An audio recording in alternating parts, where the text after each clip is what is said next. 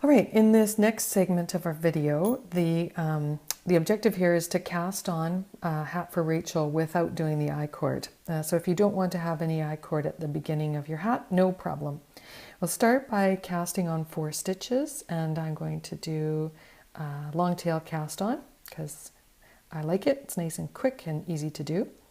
But it doesn't matter, you could do a knitted cast on. Whatever cast on you do, slide your stitches down to the other end of your DPN so that the yarn is on the wrong side. Pick up another DPN and carrying the yarn that's attached to the ball across the back of your work, just do round 1, which is to knit into the front and back of each of your stitches. So again, the yarn's being carried across the back, and I'm going to do the increase on these 4 stitches. So I knit into the front and back of each stitch, and I turn my 4 stitches into 8 stitches. Now at this point, the pattern tells you to transfer your stitches onto 4 double pointed needles, but I find that sometimes people have a hard time with that, too many needles and too few stitches. So I'm going to just show you a little trick for delaying that a little bit. Take your 8 stitches and push them back to the other end of your double pointed needle. The next round in the pattern is to just knit, and that's what you're going to do. Carry the yarn across the back, and to keep it nice and snug, knit the first stitch on your double pointed needle, stick it into the second stitch, and give it a little tug.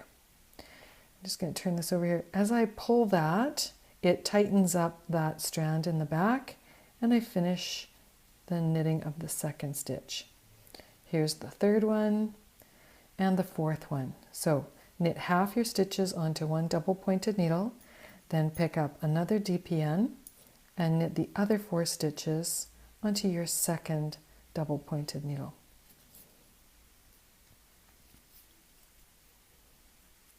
All right, we've completed round 2. You've got 8 stitches, this time on 2 needles rather than 4, but we'll get there quickly. You're going to turn the whole thing 180 degrees so that the stitch that you just knit is on the bottom and the stitch you're about to knit is on the top. Push the top needle into play and pull out the bottom one a little bit so those stitches don't fall off the end.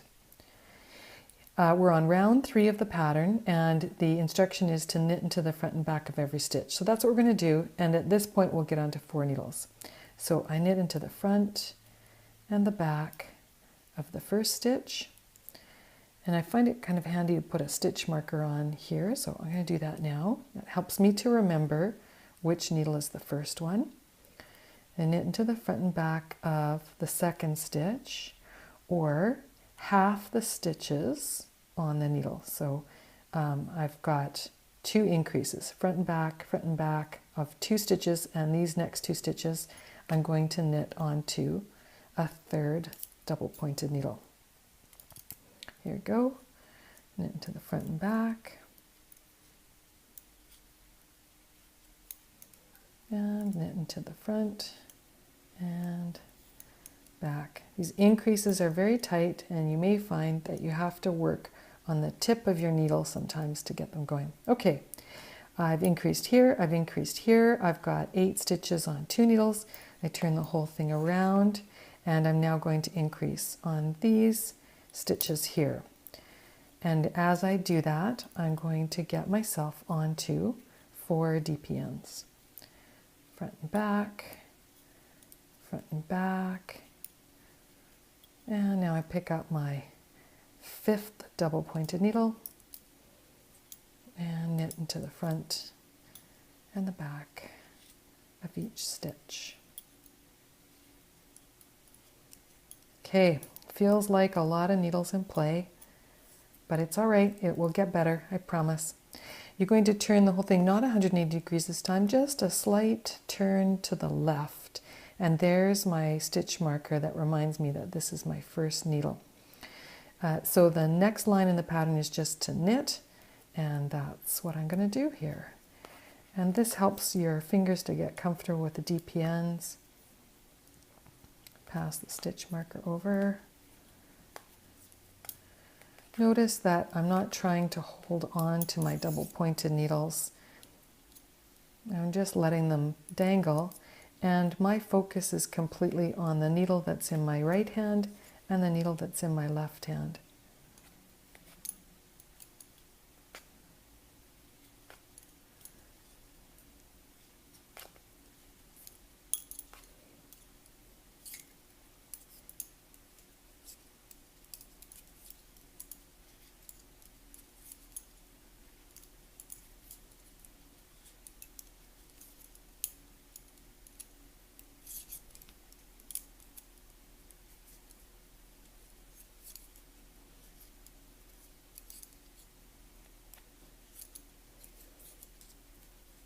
All right, we're ready to start round 5, and in round 5 you begin to place markers on each needle. So the instructions say to knit 1 and then knit into the front and back of the next stitch, which you're very familiar with now. Insert a place a marker, but we've already got one on there, so I'm just going to slip it over to the other side. Knit 1, knit into the front and back. Go to the next needle, knit 1, knit into the front and back, place a marker. The markers I'm going to use for the rest of my needles will look slightly differently than the marker that I used for the first needle. And again, that's just to help me remember which double pointed needle holds the beginning of the round, or the first needle in the round. If all my markers were the same, I probably wouldn't know. I'd know where to increase, but I wouldn't know which one was the first one of my round.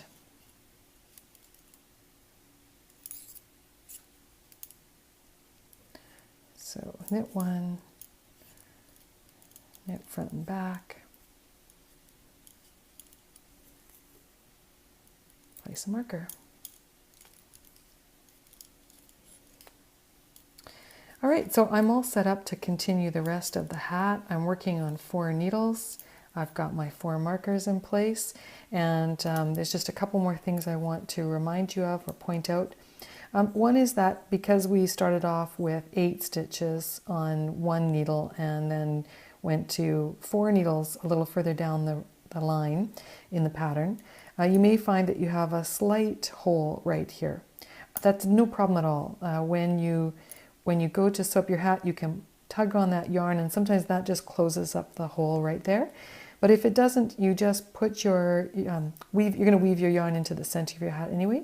Push it through to the center, and when you go to weave in your end, just embroider or darn over that area just to tighten things up a little bit, and that will close any hole that's left from any stretch on your needles when you were beginning the hat. The other thing that I wanted to point out is that I'm using a thicker yarn in this demo than what the pattern calls for. And again, I think this pattern is really versatile because you can use any yarn at all. You're starting at the top of your hat and you're working your way around until the width of the hat, or the circumference of the hat, is the same size as the head you want to put it on.